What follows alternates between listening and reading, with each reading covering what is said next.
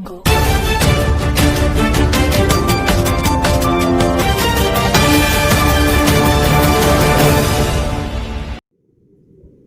व्यापार मंडल ने एसडीएम को सौंपा ज्ञापन, जिसमें जो रोस्टर विधि अपनाई गई है वह पिछली रोस्टर विधि से अलग है, जिससे व्यापारियों तथा ग्राहकों को परेशानी हो रही है।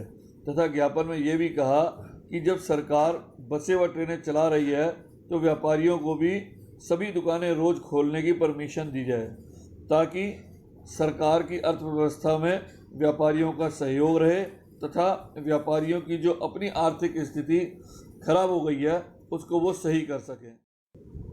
परंतु एसडीएम नवाबगंज ने इस पर इनकार करते हुए कहा कि रोस्टर के हिसाब से ही बाजार खुलेगा।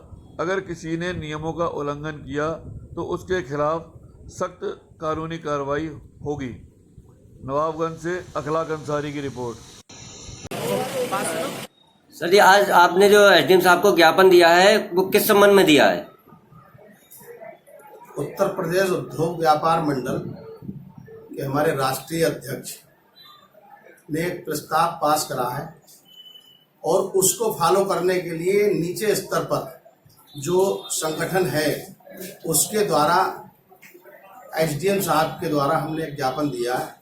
उसमें हमने निवेदन करा है मुख्यमंत्री की जो उनकी बैठक हुई है राष्ट्रीय अध्यक्ष जी की, उसमें उन्होंने कहा है कि इस समय लॉकडाउन के समय में व्यापारियों को बहुत सी परेशानियां हुई हैं और चूंकि अब सरकार ने भी आदेश दिया है कि सारे व्यापार प्रतिष्ठान खुलना चाहिए। लक्ष्य ये है कि व्यापारी काम भी करें और कोरोना को जो भयंकर महामारी है उसको देखते हुए उसका जो भी आदेश सरकार के हैं उनको भी फॉलो करें। लेकिन सरकार को भी इस समय व्यापारियों का देखना चाहिए क्योंकि व्यापारी इससे बहुत परेशान है।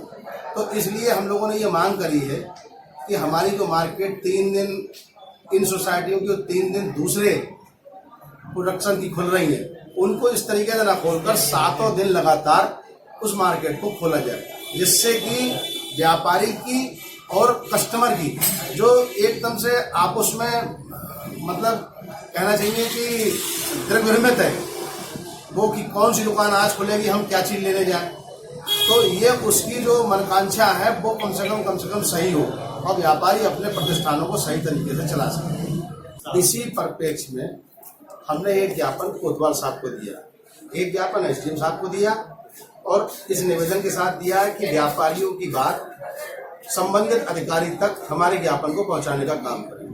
उसी के अंतर्गत हमने एक ज्ञापन कोतवाल साहब को दिया है कि जो भी आदेश ऊपर से आए उनको सही तरीके से व्यापारी तक पहुंचवाकर और व्यवस्थाओं को सुदृढ़ करवाने का काम कोतवाल साहब के द्वारा किया जाए, जिससे कि भ्रमित स्थिति जो है वो सब सही हो जाए, व्यापारी अपने व्यापार और प्रतिष्ठान सही तरीके से खोल सके, कस्टमर व्यापारी के यहाँ जाकर अपने सही तरीके से उत्पादन को ले सके।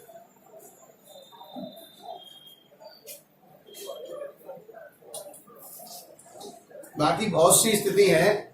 मैं आपके चैनल से एक बात व्यापारियों के लिए भी कहना चाहता हूँ जी बताइए कि सारा कुछ जीवन में पैसा ही नहीं है। अगर जीवन है तो पैसा है और जीवन नहीं है तो पैसा क्या काम का है।